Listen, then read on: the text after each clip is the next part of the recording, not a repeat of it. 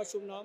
मैं भूपेंद्र राघव। किस राज्य से आप इस पुस्तक मेले में आए हैं? मैं वस्तुतः उत्तर प्रदेश से उत्तर प्रदेश में मेरा निवास है। दिल्ली और उत्तर प्रदेश का बिल्कुल बॉर्डर है, जी, शालीमार जी, गार्डन, जी। वहाँ मेरा आप निवास है। आप लेखक हैं, कवि हैं, साहित्यकार हैं, क्या हैं? हाँ, ईश्वरीय कृपा से जो भी मेरी झोली में आता है, तो कुछ कविताएँ लिखता हूँ, कुछ गद्य है, कुछ संस्मरण हैं, वो सब मैं प्रयास करता हूँ कि कुछ लिख सकूँ और जी, कुछ आने वाली जो भावी पीढ़ी है, उनको कुछ ऐसा दे जाएँ कि उनके उत्थान के लिए, उनके विकास के लिए, उनके साहित्यिक रुझान के लिए कुछ हम ऐसी अभिरुचि पैदा कर सकें। तो आज ये अपना दिल्ली प्रयास के रहता है। दिल प्रगति मैदान में विश्व पुस्तक मेला चल रहा है, जिसमें आप उपस्थित हैं।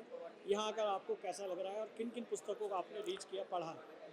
वस्तुतः पुस्तक मेला मेरा एक तरह से आप शगल समझ लीजिएगा कि पुस्तकों के प्रति मेरा रुझान बहुत शुरू से रहा है और जब प्रारंभिक दौर था मेरा तब से मैं पुस्तकें पढ़ता था। अब ये है कि भागदौड़ की ज़िंदगी ऐसी हो गई है कि पुस्तकों के लिए समय कम मिलता है, लेकिन फिर भी साल में जो पुस्तक मेला लगता है, इसके लिए बहुत प्रतीक्षा रहती है कि कब पुस्तक मेला लगेगा, क्योंकि नई-नई पुस्तकें, नई-नई चीज़ों का हमें यहाँ पे देखने को मिलता है, नए-नए लेखकों से, नए-नए कवियों से परिचय होता है। तो एक रहता है मन के अंदर एक कि बस पुस्तक मेला लगेगा और उसमें जाएँगे। वर्तमान की स्थिति में जो साहित्यिक जगत है, वो बहुत बड़े स्तर पर डिजिटल माध्यम में परिवर्तित हो गया है। जी, बिल्कुल। उस डिजिटल माध्यम को लेकर और पुस्तक मेले को लेकर आप क्या कहना चाहेंगे?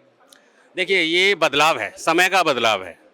डिजिटल माध्यम आप हर चीज़ देखिएगा कि डिजिटल ही होता जा रहा है, चाहे वो पुस्तकें हैं, चाहे वो दूसरे आपके जो खेलने के सामग्रियाँ होती थी, वो सब कम इसमें फ़ोन में आ गए हैं, कंप्यूटर्स पे आ गए हैं। अब जो आउटडोर गेम जिनको बोलते थे, हम बाहर जगह हॉकी, क्रिकेट वगैरह खेलते थे, वो भी आजकल आ गए हैं इसके अंदर, मोबाइल के अंदर। तो मोबाइल के अंदर सब कुछ समाता जा रहा है, ये डिजिटल दौर है। हालाँकि इसमें देखें, तो इससे एक तरह से पंगुता आ रही है।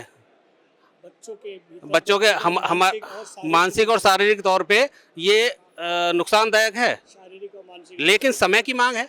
क्या किया जा सकता है इसमें? लेकिन आज इस पुस्तक मेले में हम देख रहे हैं कि यहाँ महिला पुरुष लेखक साहित्य प्रेमी तो नज़र आ रहे हैं, लेकिन जो बच्चे हैं, तो छोटे बच्चे बहुत कम नज़र आ रहे हैं। बच्चे अगर हमारे साथ आएंगे तो बच्चों में साहित्य, हिंदी भाषा के प्रति लगाव बढ़ता है।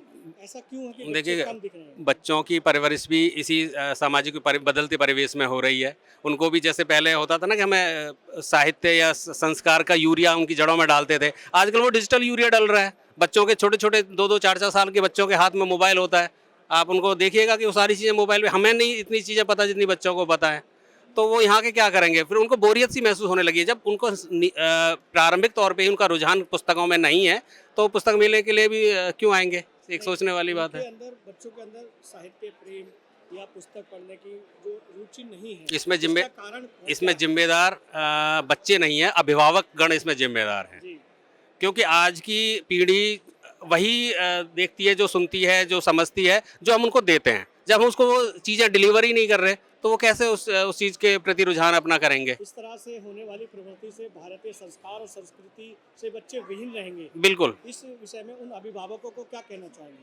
उन अभिभावकों को यही कहना चाहूँगा कि हमारी जो संस्कृति है और हमारी जो भाषा है, वो हरिश्चंद्र जी ने कहा था कि निज भाषा उन्नत है, निज उन्नत को मूल, बिन निज भाषा ज्ञान के मिटे न हिय को सूल।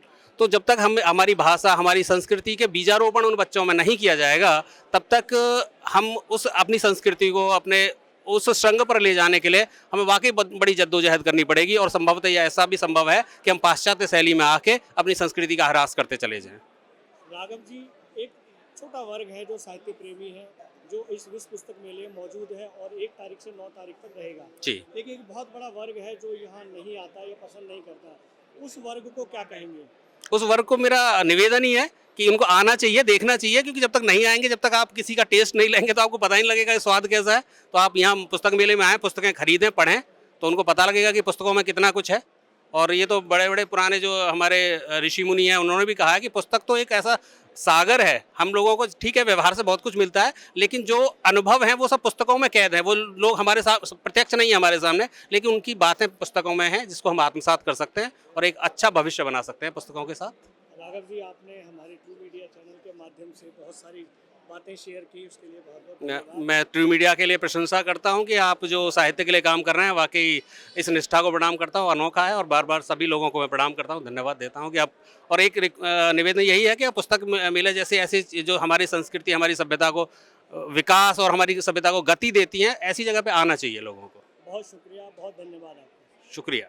अगर आप ये वीडियो YouTube पर देख रहे हैं तो हमारे चैनल को सब्सक्राइब करें और बेल आइकन को दबाना ना भूलें। अगर आप Facebook पर ये वीडियो देख रहे हैं तो हमारे पेज को लाइक करें।